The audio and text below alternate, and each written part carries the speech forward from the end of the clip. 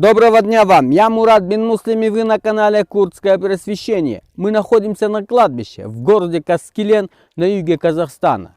Вот уже много лет наш собрат курд по нации Садыр Хасанов работает здесь землекопом. На мой взгляд, это очень трудная работа, как физически, так и морально-психологически. И я решил об этом рассказать.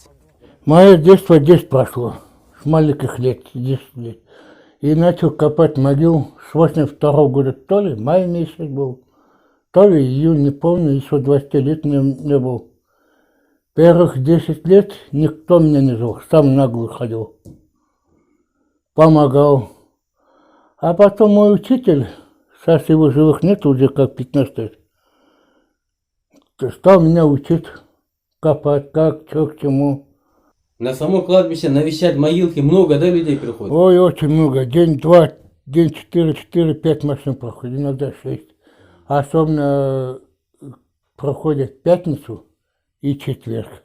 А так зимой топите печку, да, получается? Я утром пришел, быстро печку затопил, чай поставил, чай попил, походил по везде, по могилам, смотрю, обход делаю.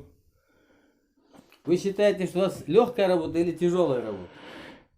Для меня для меня это легкая. Кому как, но для меня это работать легкая. Почти 40 лет Садыр Хасанов, смотритель кладбища, следит за чистотой и порядком. Все его уважают за его чистоту, доброту, простоту и отзывчивость. Мы же, пожелав ему здоровья, попрощались с ним. Дорогие друзья, я хотел порекомендовать канал курдского блогера Роми Мугаева, где он ведет программу Равшужьян.